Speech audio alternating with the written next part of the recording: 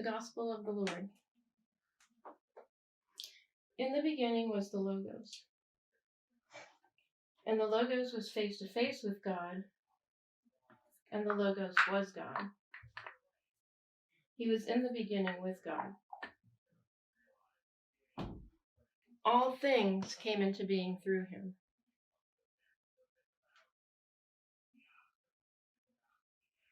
Without him, not one thing came into being. What came into being in him was life, and the life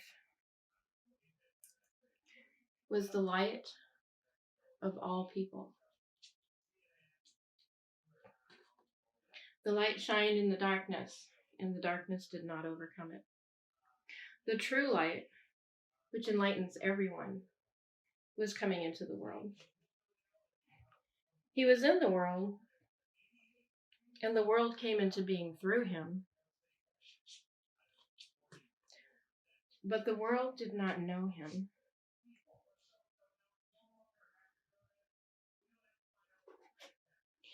He came to humanity, but humanity rejected him. But to all who receive him and believed in his name, he gave power to become children of God, who are born not of blood, or of the will of the flesh, or of the will of man, but of God.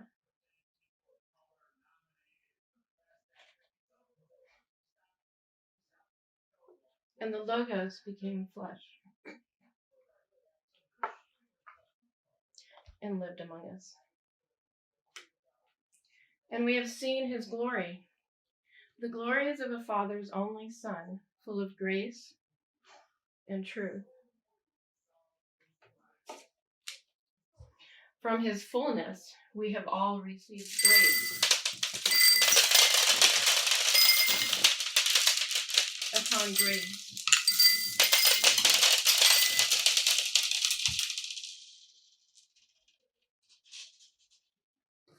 The law indeed came through Moses.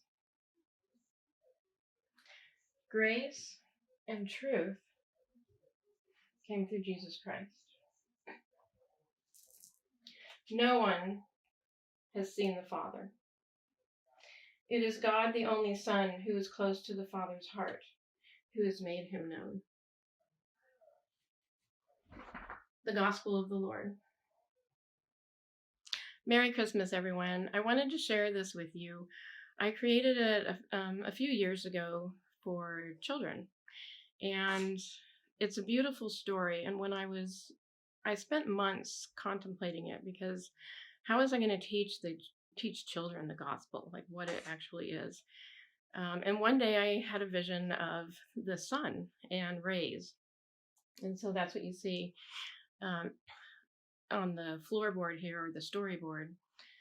And it divided the story into 8 sections, which happened to work perfectly with John 1. This comes from John 1, 1 to 18. And what's really cool about that is the sun, of course, is a symbol for light and life, and which the gospel brings light and life to the world. The number 8 is the number of new beginnings, and so the gospel gives us an opportunity for a new beginning. Jesus comes to show us a better way of being human in the world, and we don't have to be our old way anymore.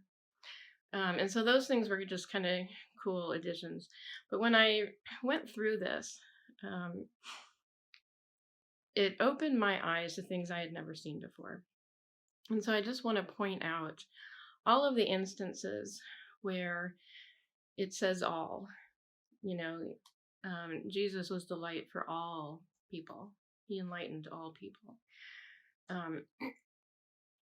Grace, from his fullness, we have all received grace upon grace. And so there's no one is excluded. And it's very inclusive. And I think that's one thing that we really need to grasp, is that this applies to everybody, whether you believe it or not. what God has done, he has done. And there's nothing you can do to undo it. And then what really, really, really struck me was at the end when God is not known and then Jesus reveals who he is. And we have this idea that people in the Old Testament, like David or Abraham, Elijah, Elisha, we have this belief that they all knew God, but they didn't. Everyone has had a skewed view of God. We have a skewed view of God. And Jesus comes to show us who God really is. And so we have to let him show us the Father. We cannot come to the Father without him because we won't get the right God. We'll get a very angry, bipolar, schizophrenic God who's out to get us, who's always putting obstacles in our path. That's the kind of God we'll get if we don't go through Christ. And with Christ, we get a God who includes us, who loves us as dear children, who delights in us, and who says we belong. We all belong. And so I just wanted to share that with you today on Christmas as my present to you. I hope that it brings you as much joy as it does me. Sometimes I will just go through this story on my own whenever I'm feeling down or just feeling stuck. And it just brings new life to what I'm thinking about, what I'm doing. It gives me hope and encouragement. And so that's what my prayer is for you today, because this year has been so, it's been depressing. It's been really hard for a lot of people. And I hope this will lift spirits a little bit and maybe give us some strength for the new year, because we don't have to keep doing this. We can change things. And we have a new life in order to do that. So Merry Christmas, y'all. Have a great one. Enjoy your families. God bless.